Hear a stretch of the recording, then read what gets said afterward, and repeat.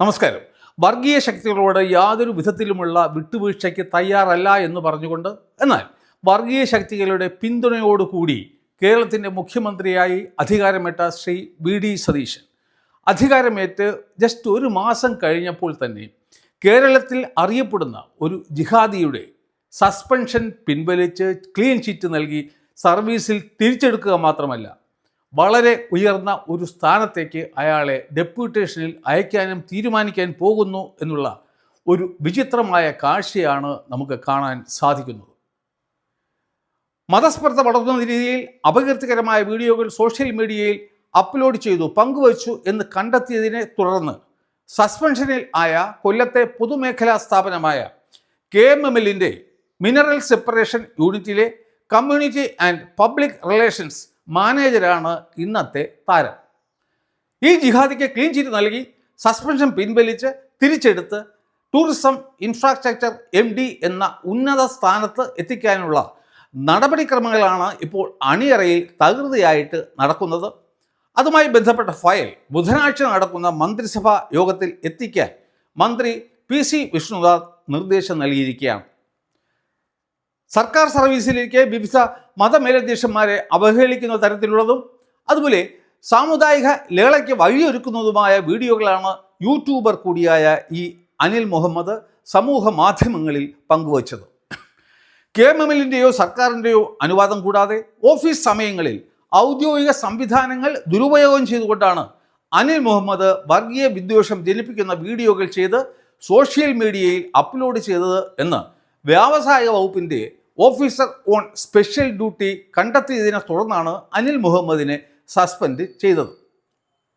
2024 November മാസം 20 കൊല്ലം ബിഷപ്പായിരുന്ന Paul Antony അന്നത്തെ മുഖ്യമന്ത്രി പിണറായി വിജയന് നൽകിയ പരാതിയുടെ അടിസ്ഥാനത്തിലാണ് വ്യവസായ വകുപ്പ് ഓഫീസർ ഓൺ സ്പെഷ്യൽ ഡ്യൂട്ടി അന്വേഷണം നടത്തുകയും അനിൽ മുഹമ്മദിന് എതിരെയുള്ള ആരോപണങ്ങൾ തെളിവ് സഹിതം വ്യക്തമാക്കുകയും അയാൾ ചെയ്തത് ഗുരുതരമായ കുറ്റമാണെന്ന് റിപ്പോർട്ട് ചെയ്യുകയും ചെയ്തത്.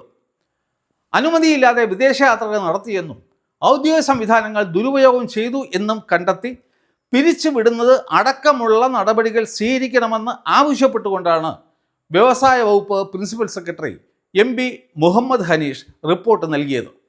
തുടർന്ന് 2025 മാർച്ച് മാസം 26 അനിൽ മുഹമ്മദിനെ അടിയന്തരമായി സസ്പെൻഡ് ചെയ്ത് കൂടുതൽ അന്വേഷണം നടത്തണമെന്ന് വ്യവസായ വകുപ്പ് principal secretary KMML MD Pradeep കുമാറിന് നിർദ്ദേശം നൽകിയതിൻ്റെ അടിസ്ഥാനത്തിലാണ് ഈ ജിഹാദിയെ അന്ന് സസ്പെൻഡ് ചെയ്തത്. UDF സർക്കാർ അധികാരത്തിൽ വന്നതിന് ശേഷം വർഗീയതയുമായി യാതൊരു വിധത്തിലുള്ള വിട്ടുവീഴ്ചയ്ക്കും തയ്യാറല്ല എന്ന് പറഞ്ഞുകൊണ്ട് അധികാരത്തിൽ വന്ന ശ്രീ വി.ഡി. സതീശൻ ഈ നമ്പർ 1 ജിഹാദിയെ അയാളെ ഒരു മതേതരനാക്കി അയാൾക്കെതിരെയുള്ള എല്ലാ ആരോപണങ്ങളിൽ നിന്നും ഒഴിവാക്കി ക്ലീൻ ചിറ്റ് നൽകി അയാളുടെ സസ്പെൻഷൻ പിൻവലിക്കുകയും തിരിച്ചെടുക്കുകയും ചെയ്തതിന് ശേഷമാണ് ഇപ്പോൾ ടൂറിസം ഇൻഫ്രാസ്ട്രക്ചറിൻ്റെ MD ആയിട്ട് നിയമിക്കാനുള്ള തകൃതിയായിട്ടുള്ള നീക്കങ്ങൾ നടക്കുന്നത്. അനിൽ മുഹമ്മദിൻ്റെ സസ്പെൻഷൻ പിൻവലിക്കാനും അയാൾക്കെതിരെയുള്ള നടപടികളെല്ലാം തന്നെ അവസാനിപ്പിക്കാനും ഉള്ള ശ്രമം UDF സർക്കാർ അധികാരത്തിൽ വന്നതിന് ശേഷം ശരവേഗത്തിലാണ് നീങ്ങിയത്. 2025 മെയ് മാസം 16 ആയിരുന്നു ഇയാൾക്കെതിരെയുള്ള അന്വേഷണം നടത്തുന്നതിന് വേണ്ടി ഒരു അന്വേഷണ കമ്മീഷനെ നിയമിച്ചത്. എന്നാൽ ഈ സർക്കാർ 2026 മെയ് മാസം 18 അധികാരത്തിൽ വന്നു. അതിൻ്റെ പിറ്റേ ദിവസം തന്നെ വളരെ വേഗത്തിൽ ആ അന്വേഷണ കമ്മീഷൻ ഈ അനിൽ മുഹമ്മദിന് എതിരെയുള്ള ആരോപണങ്ങളെല്ലാം തന്നെ അടിസ്ഥാനരഹിതമാണെന്ന് കാണിച്ചുകൊണ്ടും അയാൾക്ക് ക്ലീൻ ചിറ്റ് നൽകിക്കൊണ്ടും ഒരു റിപ്പോർട്ട് സമർപ്പിച്ചു. അതിനെ തുടർന്ന് വ്യവസായ വകുപ്പിലെ ഉന്നതർ KMML MD പ്രദീപ് കുമാറിന് ഇയാൾക്കെതിരെയുള്ള സസ്പെൻഷൻ പിൻവലിക്കാൻ നിർദ്ദേശം നൽകിയതിനെ തുടർന്നാണ് അയാൾക്കെതിരെയുള്ള ഈ സസ്പെൻഷൻ പിൻവലിക്കപ്പെട്ടത്. ജൂൺ മാസം 4 ആഭ്യന്തര അന്വേഷണ റിപ്പോർട്ട് പരിശോധിച്ചതിന് ശേഷം KMMLൻ്റെ MD കുറിപ്പെഴുതി. തുടർന്ന് 8 അയാളുടെ സസ്പെൻഷൻ പിൻവലിച്ചുകൊണ്ട് MD ഉത്തരവിറക്കുകയും ചെയ്തു. തുടർന്ന് 11 MD രാജിവെച്ച് പോവുകയും ഉണ്ടായി.